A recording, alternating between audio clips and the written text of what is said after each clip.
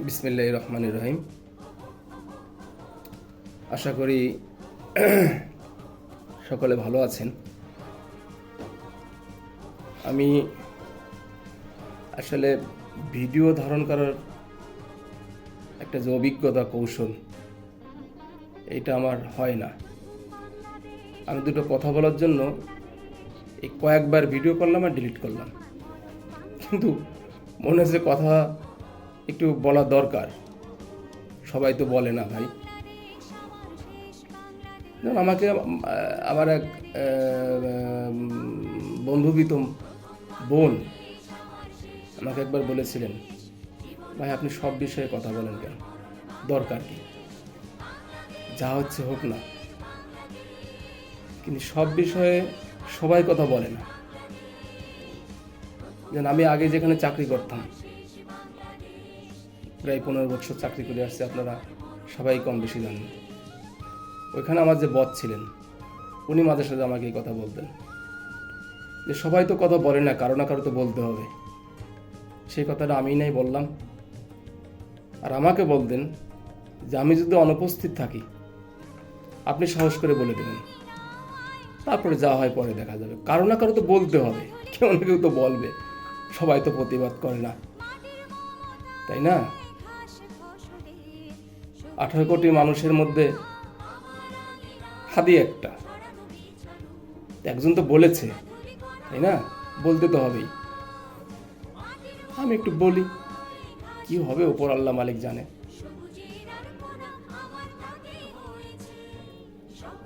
এই জন্যই বলতে আসা, জাস্ট অল্প কিছুক্ষণ এর মধ্যে কথাটার সারমর্ম এবং সারমর্মটুকুই বলে বিদায় নেব। সেটা হলো মোহাম্মদপুর, আমি শালিকা বাদ দেব। আমি যদি মোহাম্মদপুরটাও বাদ দেই, আমি বিনোদপুর, দীঘা এবং বাবুখালী, আমি যে 3 ইউনিয়ন নিয়ে কথা বলে, আমার যারা মাগুরার বাইরের লোক আছেন তাদের উদ্দেশ্যে বলি, আমাদের বাড়ি মাগুরা জেলায় 2 নম্বর আসনে, আর ইউনিয়ন বাবুখালী।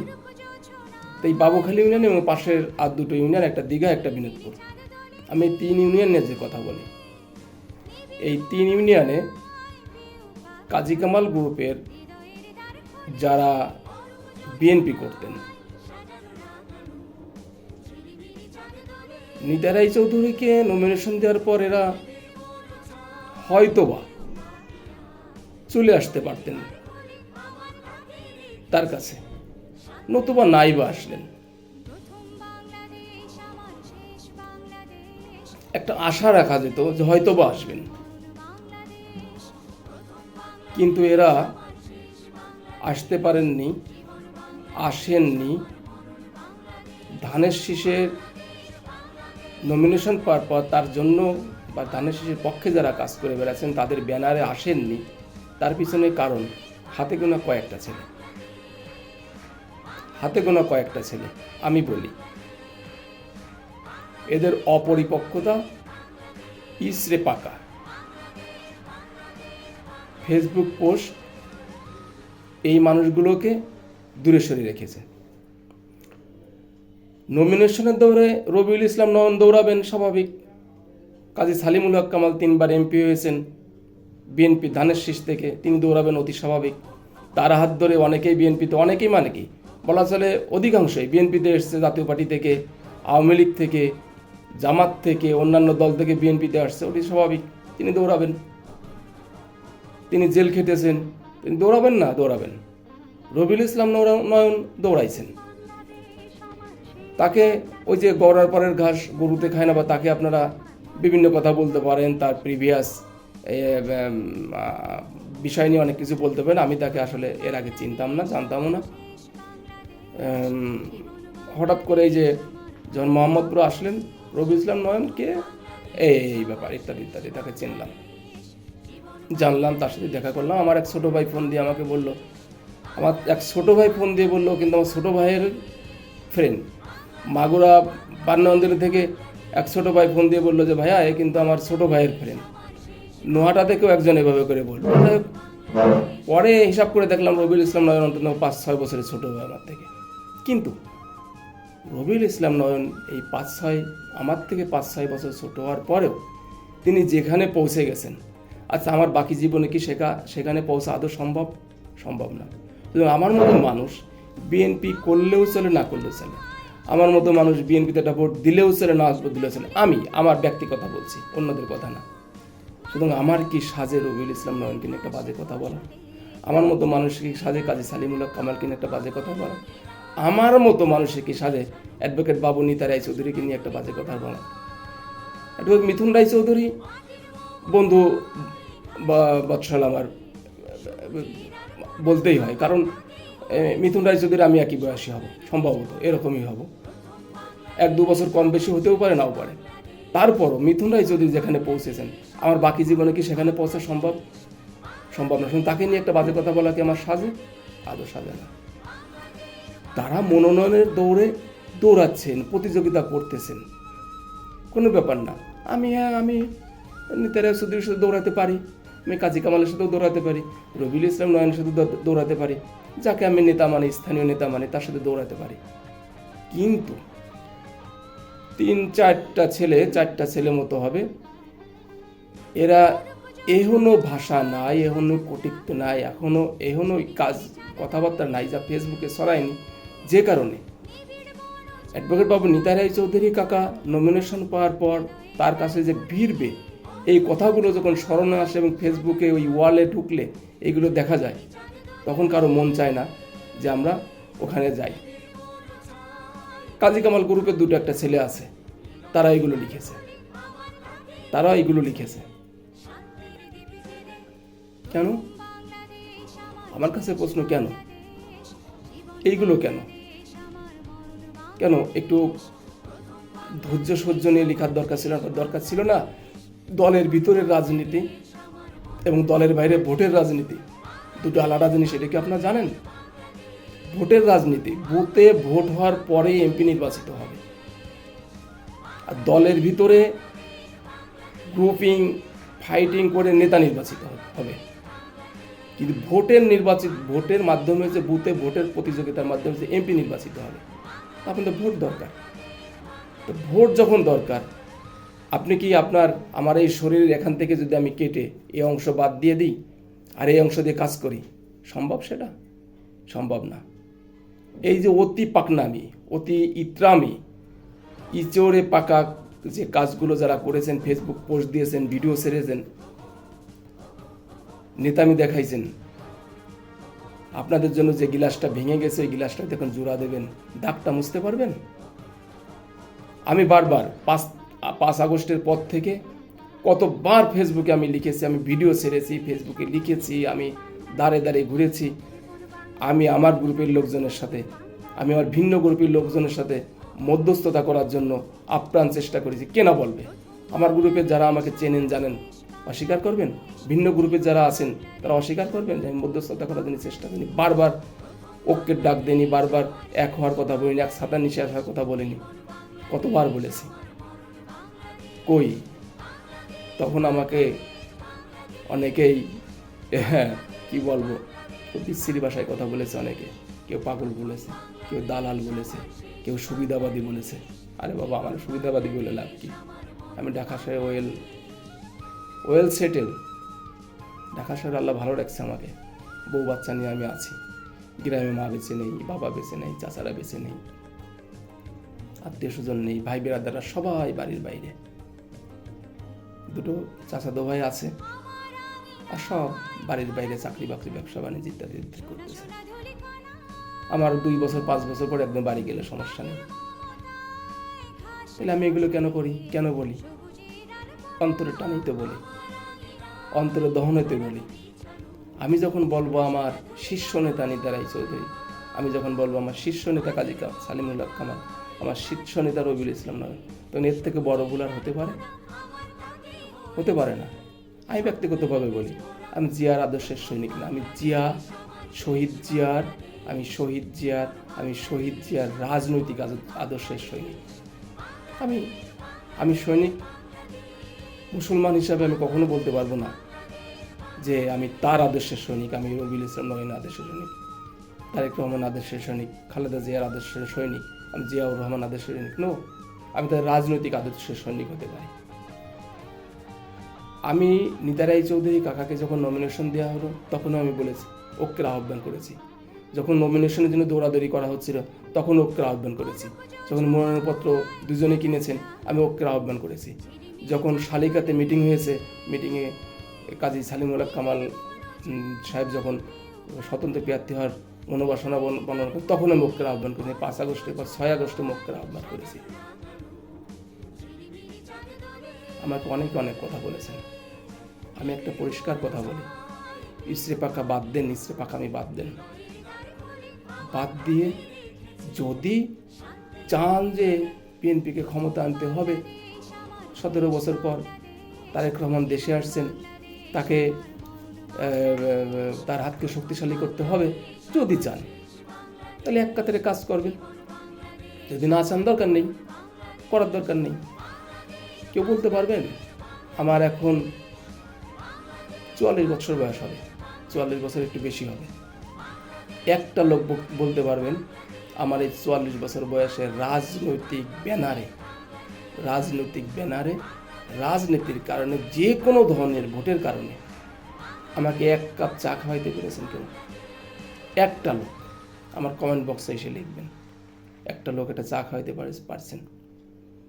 একটা সুবিধা গ্রহণ করেছি, একজন বলতে পারবেন না। শুধু আমার তো এখানে কোনো চাহিদা নেই, দরকার নেই, কিন্তু আমি কেন বলি? এই জন্যই বলি যে আমার বাবা মারা যাওয়ার পর তার ব্যাগ ঘুরতে গিয়ে আমি তার ভিতরে আমার বাবার নামে মামলার চার্জশিট পেয়েছি, চার্জশিটের ফটোকপি পেয়েছি।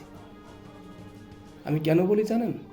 আমাকে বাবুখালী ভোট কেন্দ্র থেকে বের করে দিয়েছিল, আমাকে সেনাবাহিনীর গাড়িতে উঠে দেওয়ার কথা বলেছিল। বাবুখালী বাজারে রাস্তার পর দাঁড়িয়েছিলাম নির্বাচনের ভিতরে, আমার এলাকার লোক আমাকে আস্তে করে বলেছিল বাড়ি চলে যাও।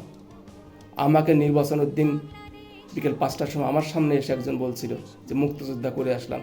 বিএনপির ভোটারদের বাড়ি তাড়িয়ে দিয়ে রাতব্যাপী ভোট কেটে, বুথের ভিতরে ভোট কেটে তারা মুক্তিযুদ্ধ সামিল করেছিল যে আমি মুক্তিযুদ্ধ করে আসলাম। আমি ইন্ডিয়ায় চিকিৎসাতে গিয়েছি, আমার বাবা বাড়ি আসছিলেন শীতের ভিতরে, মাঘ মাস। আমার আব্বাকে মিথ্যা পুলিশ দিয়ে হয়রানি করে আমার আব্বা একটা গাছের গুড়ির সাথে আঘাতপ্রাপ্ত হয়ে রাতে সেখানে শীতের ভোরে পড়ে থেকে প্রসাব পায়খানা করে দিয়েছিলেন রাস্তায়। সেখান থেকে পরের দিন অ্যাম্বুলেন্স যশোর নিয়ে গিয়েছিল এবং আমার কাছে ফোন এসেছিল যে তোমার আব্বা অবস্থা ভালো না। হোয়াটসঅ্যাপে ফোন দিয়েছিল, তোমার আব্বার অবস্থা ভালো না। আমি ইন্ডিয়া থেকে হোয়াটসঅ্যাপে যশোর ইবনে সিনার পরিচিত লোকজনদের দিয়ে সেখানে আমি সিট বুক দিয়ে আমার আব্বাকে চিকিৎসার জন্য পাঠিয়ে আমি পাখির মতো ইন্ডিয়া থেকে এসে যশোর এসে পড়েছিলাম। আমার কি বলবো, টাকা পয়সার কথা বলবো না, আমার আব্বা ক্যান্সার আক্রান্ত ছিলেন। আমি এই যন্ত্রণা, এই দহনে আমি সবাইকে এক হতে বলি। আমি কাউকে যে বলবো না যে আমাকে 5টা কার্ড দাও, আমার এই চাচিকে একটা দেবো, চাচাকে একটা দেবো, আমার অমককে একটা দেবো, তমককে একটা দেবো, আমার নামে এইটা বরাদ্দ দাও, আমি একটা রাস্তার কাজ করে খাবো, আমি একটা স্কুলের কাজ করে খাবো, আমি একটু মাটি ভরাটের কাজ করে খাবো, একটু বালু কেটে খাবো, এই আশা আমার নেই। আমার আব্বা মারা যাওয়ার পরে তার কাগজপত্র ঘাটতে গিয়ে চার্জশিটে তার নাম দেখেছি, যেসব মামলায় নাম দেখেছি, এই মামলাগুলো থেকে আমার আব্বাকে সেভ করতে, আমি জানি ডায়াবেটিক্সের রোগী ছিলেন তিনি লিভার সিরোসিসের রোগী ছিলেন, তিনি জেলে গেলে তার কপালে কষ্ট আছে, আর ফিরে আনা যাবে না। এই সব জায়গাতে তাকে সেভ করতে আমার কি অবস্থা হয়েছে আমি কোনোদিন কারো কাছে বলিনি। 5 আগস্টের আগে যখন আমি প্রতিদিন মিরপুর 10 নম্বর গোলচক্করে মিছিলে মিটিং হতাম, আমার খুব কাছের লোক, আমার ফেসবুক পোস্ট স্ক্রিনশট নিয়ে রেখেছে, আমাকে থ্রেট দিয়েছে বিচ্ছিরি ভাষায়, সেগুলো স্ক্রিনশট নিয়ে আমাকে আবার অনেকে পাঠিয়েছে, দেখো তোমার তো খুব কষ্ট হয়ে যাবে ঢাকা শহরে থাকা, তুমি থাকতে পারবা না। আমি দহনের জায়গা থেকে আমি বলি আপনারা এক হন, ভালো একজনের লাগতেই পারে, অ্যাডভোকেট বাবু নিতা রায় চৌধুরীকে ভালো লাগতেই পারে। আমার আব্বা বলতেন তার 2জন গার্জিয়ান, একজন হলো দাদা, একজন হলো কাকা, দাদা বলতে অ্যাডভোকেট বাবু নিতাই রায় চৌধুরী, কাকা বলতে সৈয়দ হাফিজুর রহমান বাকি মিয়া। আমার আব্বা মারা যাওয়ার পর অ্যাডভোকেট বাবু নিতাই রায় চৌধুরীকে আমি দেখি না, আমার সৈয়দ হাফিজুর রহমান বাকি মিয়া দাদাকে 3 মিনিটের জন্য আমাদের বাড়ির পর দেখেছিলাম। আর ভালো লাগতেই পারে, কাজী সালিমুল হক কামাল করতে নিয়ে 3 বার এমপি হয়েছেন। রবিউল ইসলাম নয়ন উঠতি রাজনীতি, মানে তরুণ বা কি বলবো, তরুণই বলা চলে আর কি, আমার থেকে 5-6 বছরের ছোট দেশে কে, যুবক রাজনৈতিক, আমার তাকে ভালো লাগতেই পারে, রাজনীতি হিসাবে তাকে ভালোই লাগতে পারে। কিন্তু যখন তারেক রহমান বলবেন যে ধানের শীষটা তোমাদের দিলাম অমুকের হাতে, তখন আপনি কি করবেন? সিদ্ধান্ত তো ভাবনা চিন্তা করেই নেবেন। কিন্তু সেই জায়গাটা নষ্ট করতেছেন আপনারা অনেকে, ফেসবুক পোস্ট দিয়ে অনেকেই সেই জায়গাটা নষ্ট করেছেন, এখনও করার পায়তারা করতেছেন। এখনও অনেকে ফেসবুক পোস্ট দিয়ে তার নিচে বিভিন্ন লোকে বিভিন্ন কটূক্তিপূর্ণ এবং অবজ্ঞাসূচক কমেন্টস করতেছেন। ভোটের রাজনীতি আর দলের রাজনীতি এক নয়। আমি আবারও বলছি, ভোটের রাজনীতি হচ্ছে দলের বাইরে, আর দলের রাজনীতি দলের ভিতরে। দলের রাজনীতি শেষ, এখন হচ্ছে ভোটের রাজনীতি। আর ভোটের রাজনীতি করতে হলে অবশ্যই আপনাকে সহনশীল হতে হবে। হিংসা, অহংকার, দাম্ভিকতা আপনাকে পরিহার করতে হবে। আদারওয়াইজ আমাদের কপালে এবং আপনাদের কপালে এবং পুরো বিএনপির কপালে সারা বাংলাদেশে কষ্ট আছে। আপনার কি মনে করছেন আমি বাবুখালী এই 4 স্টলের গল্প বলছি এখানে? না, আমি ঢাকা শহরে মেট্রো রেলের ভিতরে সাধারণ পাবলিকের মনের কথা বলছি। আমি ঢাকা শহরে লোকাল বাসের ভিতরে মানুষের মনের কথা বলছি। আমি ঢাকা শহরে লেগুনার ভিতরে মানুষের মনের কথা বলছি। আমি কাজের সুবাদে 64টি জেলায় আমার ঘোরা আছে, ঘুরি বিভিন্ন কাজের সময়, আমি 64টি ডিস্ট্রিক্টের লোকের সাথে উঠা বসা চলাফেরা করি, বিভিন্ন সময় বিভিন্ন কারণে তাদের মনের কথাগুলো আমি আপনাদের কাছে বলছি। এখনও যদি সতর্ক না হন, পরে আর সময় পাবেন না।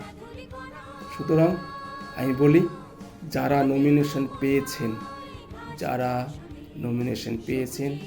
যাদের নেতা নমিনেশন পেয়েছেন, তাদের আমি বলবো আপনারা ছুটে যান যারা বঞ্চিত হয়েছে তাদের কাছে।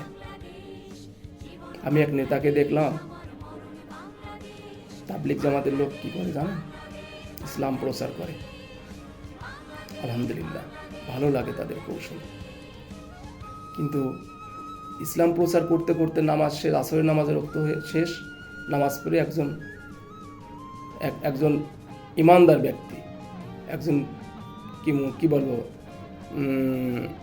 ভালো নামাজি ব্যক্তি, ফরেজগার ব্যক্তি ব্যবসা করে খান, নামাজ পড়ে সুন্দর করে দোয়া দুধ করে ব্যবসা সেন্টারে বসছেন। তাবলিগের কিছু লোকজন তাদেরকে যে বলে যে আমাদের মসজিদে বয়ান হচ্ছে, আপনি একটু সেখানে যে বসেন, এখন ঠিক বিকেলবেলা মূল হাট পিরিয়ড, কিন্তু উনি কিন্তু ফরেজগার। কিন্তু ওনার যাওয়া দরকার কোথায়?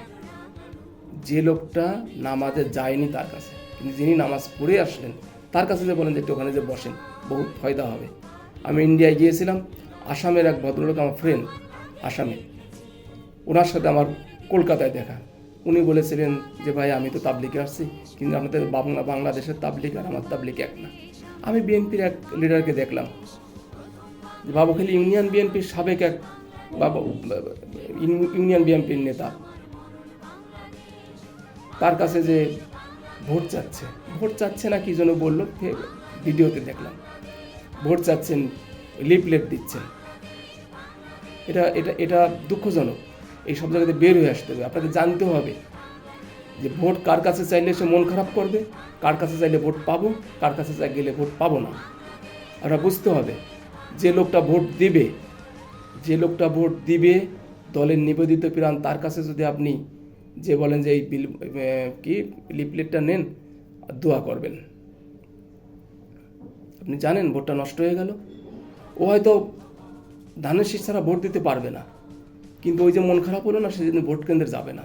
যেমন ধানের শীষের বাইরে তো ভোট দিতে পারবো না, কিন্তু ধানের শীষের জন্য দোয়া করার কথা, আমি ঘরে বসে দোয়া করি, ভোট আর আমি দেবো না। সুতরাং আপনাকে সতর্কতার সাথে, যে 1.5 মাস সামনে আছে, আমাদের প্রত্যেককে অত্যন্ত সতর্কতার সাথে নির্বাচনী কার্যকলাপ বজায় রাখতে হবে, নির্বাচনে আগায় যেতে হবে। এক সুতোয় একটি মালা হয়ে এক ছাতার নিচেই থাকতে হবে, আদারওয়াইজ আপনার আমার প্রত্যেকের কপালেই কিন্তু কি কষ্ট আছে। যাই হোক, ধন্যবাদ। আমি বিশাল পাকাপোক্ত রাজনীতিবিদ না, কিছুই না, আসলে একজন বিএনপির ছোটোখাটো কর্মী, জাস্ট একজন সমর্থক মাত্র। কর্মী হওয়ার যোগ্যতা আমার নেই, একজন ছোটোখাটো একজন সমর্থক। আমি আমার মনের কথাগুলো বললাম, ভুল ত্রুটি হতে পারে, লাইনচ্যুত হতে পারে। ওই যে বললাম একটা ভিডিও আপলোড দেবো বলে কয়েকবার আমি ভিডিও করেছি আর ডিলিট করেছি, ভিডিও করেছি ডিলিট করেছি। এটাও কেমন হবে, ভিডিওটাও কেমন হচ্ছে আমি জানি না, আমার কথাগুলো কেমন লাগবে আপনাদের কাছে জানি না।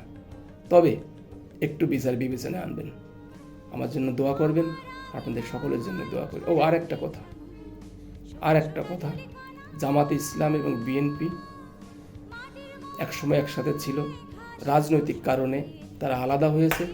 এটা রাজনৈতিক সৌন্দর্য, নির্বাচনের সৌন্দর্য, গণতন্ত্রের সৌন্দর্য, যা আমরা 17 বছরে ভোগ করতে পারিনি। এই সৌন্দর্যটা টিকে থাক। দয়া করে, মায়া করে আপনাদের ভিতরে কোনো সংঘাত, দ্বন্দ্ব, কোন্দল করবেন না।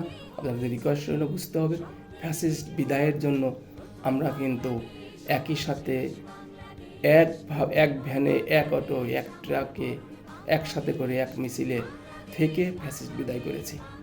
এইটা আপনাদের মাথায় রাখতে হবে। দয়া করে আপনারা রাজনীতির জন্য ভোট চান, যার কপালে রাজটিকা আছে তিনি রাজটিকা পড়বেন, কোনো দ্বন্দ্ব সংঘাতে জড়াবেন না, রিকোয়েস্ট আমার। কারণ আমার বাসা সুলতান শেখ যে গোরস্থানটা আছে না, ওই গোরস্থানে আমাদের এলাকার যারা আছে সবাইকে শুনতে হবে। ওই বাবুখালীর মসজিদে সবাইকে এক কাতারে নামাজ পড়তে হবে। ওই বাবুখালী বাজারে সবাই একসাথে বাজার করে, একই বাজারে বাজার করে খেতে হবে। শুধু বাবুখালী বাজার না, উদাহরণ দিলাম, ওই বিনেতপুর দিঘা, মোহাম্মদপুর, পলাশবাড়িয়া, রাজাপুর, ওই নোহাটা, পলিতা বেরোল, ওই যে গঙ্গারামপুর, যত বাজার যেখানে যা আছে সবার সবাইকেই বলি এক জায়গায় থাকতে হবে, আমরা দ্বন্দ্ব সংঘাতে না যাই, আমরা যার মতো এগিয়ে যাই, রাজনৈতিক এবং গণতান্ত্রিক সৌন্দর্য বজায় রেখে আমরা পথ চলি। সবাইকে ধন্যবাদ, আমার জন্য দোয়া করবেন। আসসালামু আলাইকুম ওয়া রাহমাতুল্লাহি ওয়া বারাকাতুহু।